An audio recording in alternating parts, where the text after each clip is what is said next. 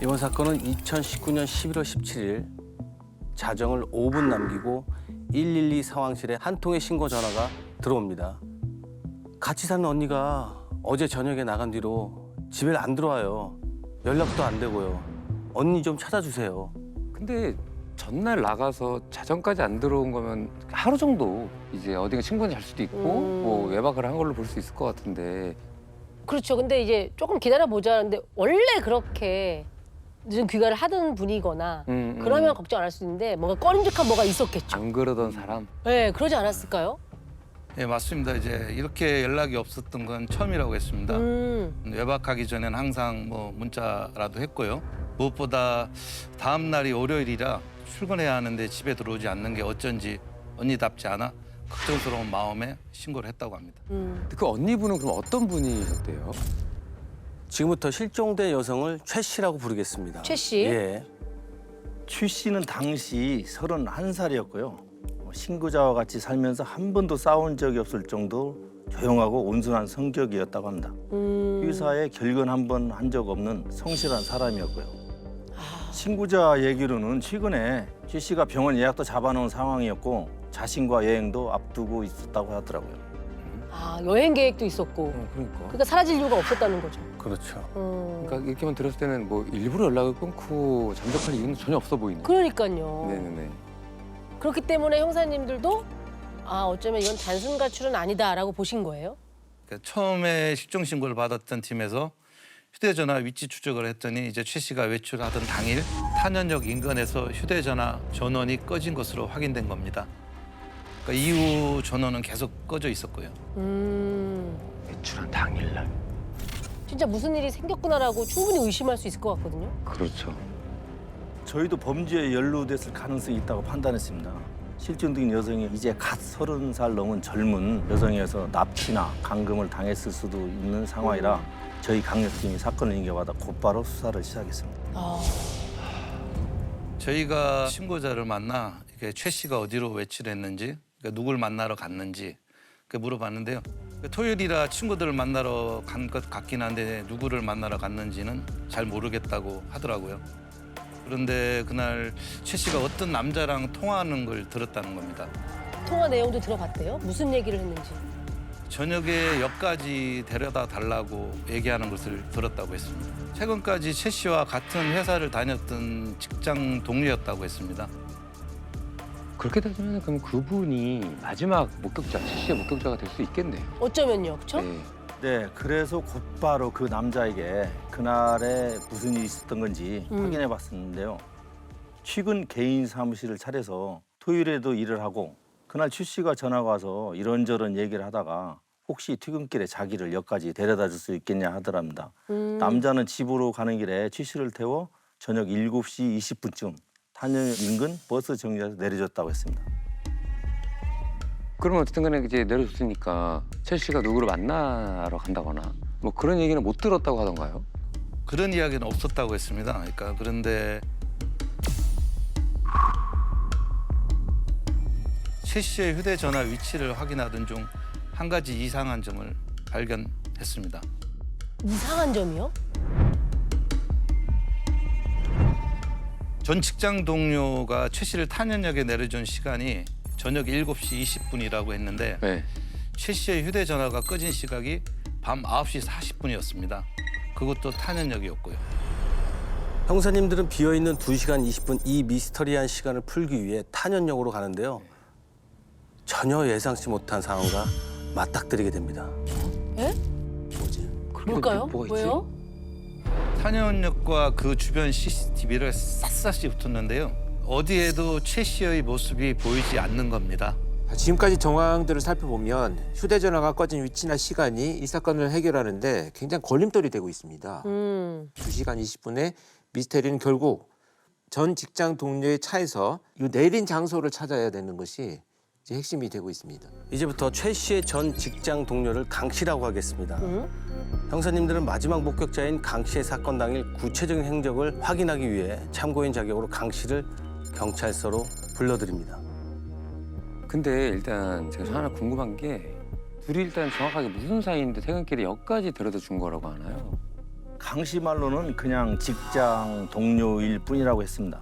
최 씨가 말도 없고 조용한 성격이었지만 일 하나만큼은 똑부러지게 해서 최 씨에게 도움을 많이 받았고 야근하다가 늦게 퇴근할 때면 종종 집에 데려다 준 적도 있다고 했습니다.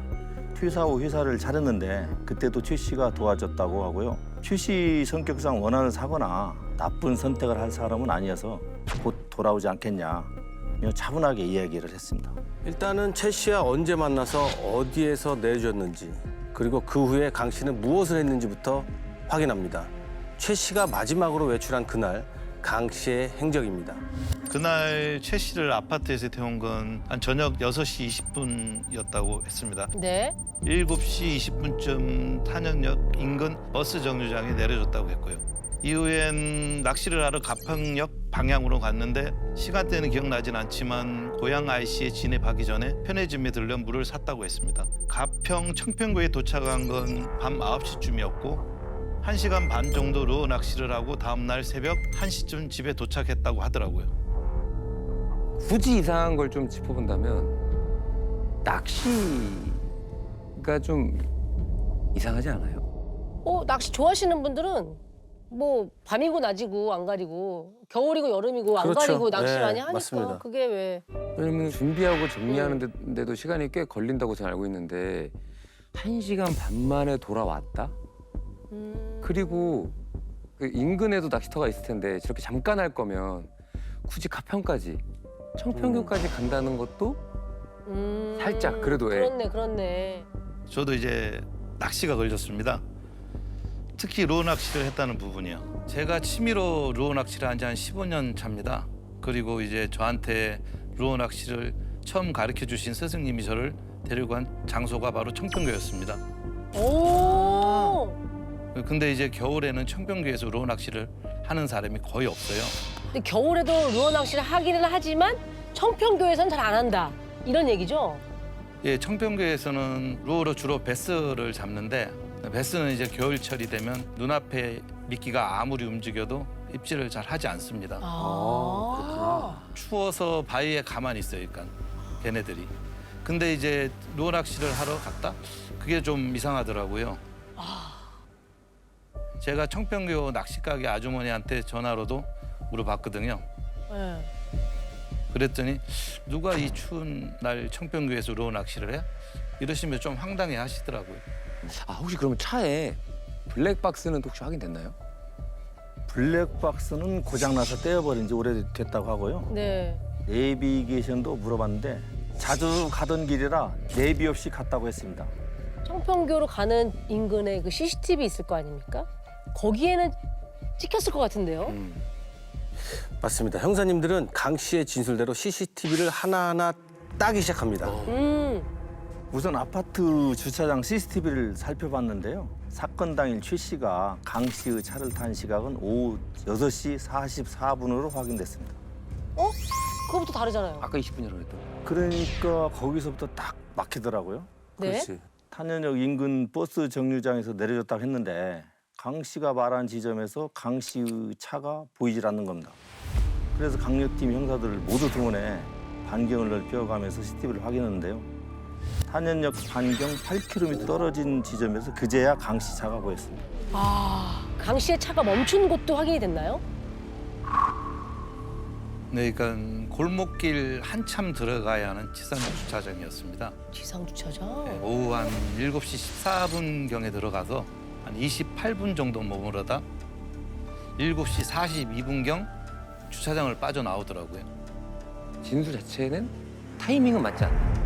그러면은 최 씨의 모습은 확인이 됐나요? 뭐 내렸다든지. 밤이라 이제 어두운 데다 차량 불빛 이제 CCTV 쪽을 비추고 있어가지고 정확하게 보이진 않는데요. 희미하게 이제 조수석 문이 열렸다가 닫히는 것 같더라고요. 희미하게.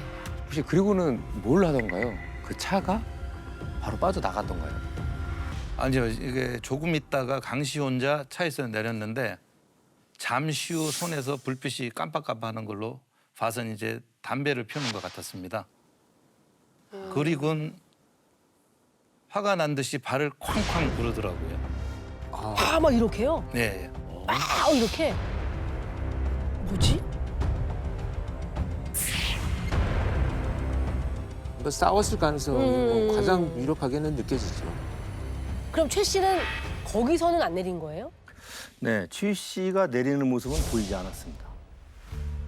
최 씨가 없었다. 아, 뭐 어디로 사라진 거야, 최 씨가? 그리고 나서 강 씨는 그럼 낚시하러 간 게 맞나요? 그게 제일 중요할 것 같은데. 강 씨는 진술대로 저녁 8시경 고양 IC 방향으로 빠졌고 가평으로 이동했습니다. 그런데 가평에 CCTV가 많지 않아서 어디로 갔는지까지 확인할 수가 없었습니다.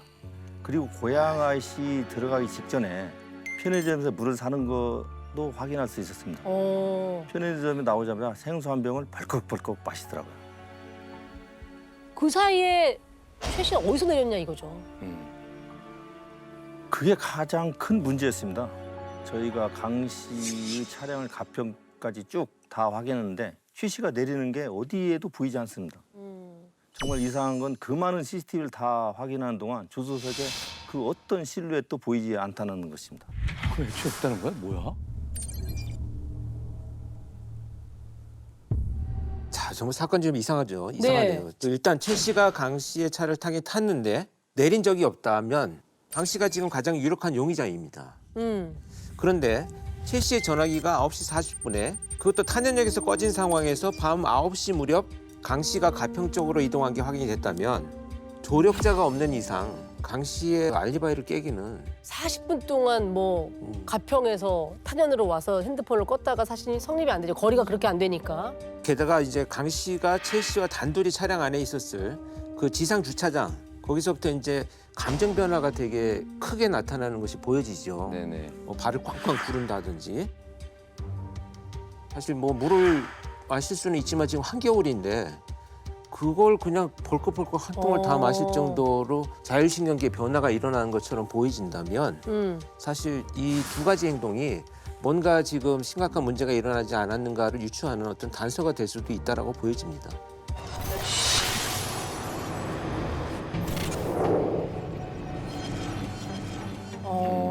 그러니까 이제 말씀을 듣고 보니까 강 씨가 최 씨에게 무슨 일을 저지르고 나서 그 이후로 급격하게 감정의 변화가 그렇죠. 나타났다. 네. 그게 행동으로 보여졌다. 뭔가 문제가 있었을 것으로 추정되는 단서가 되는 거죠. 아, 그렇네요. 아니, 그러면 최 씨는 내리지도 않고 조수석에 어떠한 실루엣도 보이지 않는다는 게 가능한 일일까요, 이게? 그러니까. 자, 예를 들면 강호순 사건 때 어느 CCTV에도 피해자가 보이지는 않아요. 그런데 차 안에 있었습니다. 조력자가 없어도 그게 가능한 그렇죠. 거예요? 네. 왜냐하면 제압을 하고 뭔가 의식이 없거나 공격을 한 상태라면 뭐 뒷좌석에 몰아넣든지 아니면 뭐 의자 밑에 않게. 들어가게 한다면 사실 보이지 않는 그런 상황이 되죠. 지금으로서는 강 씨가 범인이라면 동기를 찾아가는 것이 이 수사의 이제 시작점이다 이렇게 보여집니다. 범행 동기.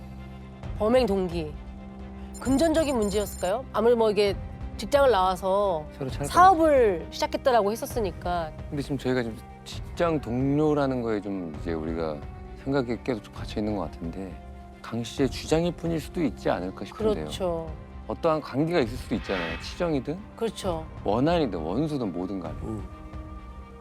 그렇죠. 형사님들은 어딘가 모르게 이가 하나씩 빠진 듯한 강 씨의 수상한 진술을 바탕으로 가평에서 끊어진 강 씨의 동선을 주목하는 동시에 최 씨와 강 씨의 관계를 정확히 확인하기 위해 두 사람이 다녔던 회사의 직장 동료들을 만나러 갑니다. 아, 동료들. 네, 그렇지. 그러면 조금 더 증언이 있을 수 있죠. 그렇죠, 그렇죠. 그렇죠. 네.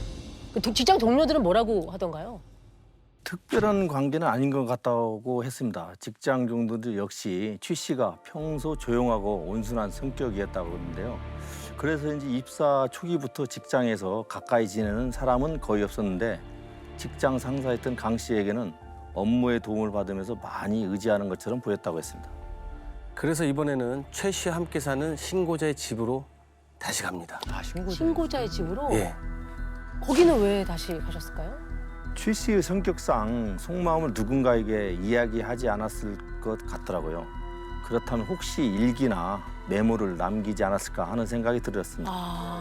그래도 최 씨가 지냈던 방을 둘러보고 있었는데요. 신고자가 언니가 쓰던 휴대전화가 있더라고 하더라고요. 2019년 10월까지 쓰던 전화기라고 했습니다. 저희는 가장 먼저 최 씨가 강 씨의 전화번호를 어떻게 저장했는지가 궁금했는데요. 그러니까 평범하게 강 차장으로 저장돼 있었습니다. 강 차장님. 예. 강 씨의 진술대로 정말 업무적인 관계인가 싶었죠. 사진첩이나 메모장에도 특별한 게 없었고요. 그런데 전화기에 누군가와 통화한 녹음 파일이 여러 개 저장돼 있더라고요.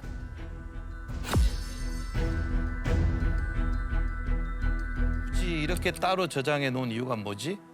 싶어가지고 들어봤는데 솔직히 좀 놀랐습니다. 녹음 파일을 네. 최 씨가 화가 많이 났더라고요. 같이 산 신고자와도 싸운 적이 없었던 사람이 이렇게까지 화를 낼 수 있나 하는 생각이 들었습니다. 최 씨가 화가 나요? 최 씨가 누군가한테 일방적으로 쏴붙입니다. 야, 이 나쁜 놈아! 네가 사람이야? 내가 너 그런 짓 한 것도 눈 감아줬는데 내가 어떻게 했는데 어떻게 나한테 이래? 날 이용해서 네가 잘 먹고 잘 살 수 있을 것 같아? 나 가만히 안 있을 거야. 너 가만히 안 둘 거라고! 니네 가족들, 너 자식들한테 다 말할 거야. 두고 봐! 어휴, 참. 누구와 통화했는지도 그 녹음 파일에 남아있었나요? 예, 바로 강 씨였습니다. 그러면은 저장은 그냥 평범하게 강 차장님이라고 되어 있었지만 사적으로 통화할 때는 야자를 했다는 얘기예요. 근데 저는 여기에서 가장 우리가 주목해야 될 말이 마지막 말이라고 생각을 해요. 마지막 말이요? 두고 봐. 아니 가족들한테 말한다 그랬잖아요. 아, 너네 가족들, 그거? 너네 자식들. 아, 단순히 어떤 문제를 저질러서 너 주변 사람들 직장에 다 알리겠다가 아니라 가족한테 알리겠다라고 하잖아요. 지금 뭔가 굉장히 파렴치한 일들이 일어나지 않았을까라는 것이 언급이다 이렇게 보여지죠. 자식들이 알면 부끄러워할 일. 근데 생각이 글로 가는데 설마 최 씨와 강 씨가 내연의 관계였을까요? 아, 네, 저희도 그렇게 추정되더라고요.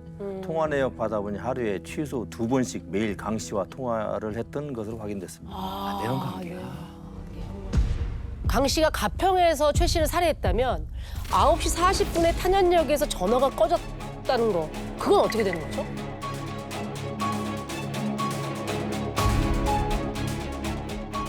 저희는 그 부분을 과감하게 버렸습니다. 만약 조력자가 있다면 강 씨를 잡고 난 후 조사하면 되니까요. 네, 그래서 가평 지역 CCTV를 추적하는 다른 형사팀에 수상한 점이 있었는지 빨리 확인해달라고 요청했습니다. 강 씨가 청평고로 가지 않았다는 겁니다. 어머, 어디로 갔단 얘기예요? 청평구가 아닌 다른 낚시터로 가더니 인근 골프장 쪽으로 들어갔습니다. 1시간 30분 뒤에야 다시 낚시터 앞쪽으로 되돌아 나왔는데요. 인근에 있는 슈퍼 앞에서 차를 잠시 세우더니 건너편에 있는 풀밭으로 걸어갑니다. CCTV 화질이 좋지 못해 자세히 보이지 않았지만 또다시 발을 부르더라고요. 형사님들은 곧바로 가평 경찰서와 공조의 서둘러 인근의 수색 작업을 펼칩니다. 찾아봐야죠, 그렇죠? 네. 낚시터와 골프장 사이에 야산과 계곡이 있었거든요. 거길 중심으로 수색을 하면서 수색견도 풀었습니다. 그런데 겨울이라 시신이 부패하지 않은 탓인지 수색견도 냄새를 전혀 맡지 못하더라고요. 네. 근데 아까 전에 그 슈퍼 네. 그래서 발을 구르고 뭐 그랬다고 하는데 거기서 뭘 한 거죠? 강 씨가 그 야밤에 풀밭에서 발을 굴렀던 이유를 찾아냅니다. 보시죠.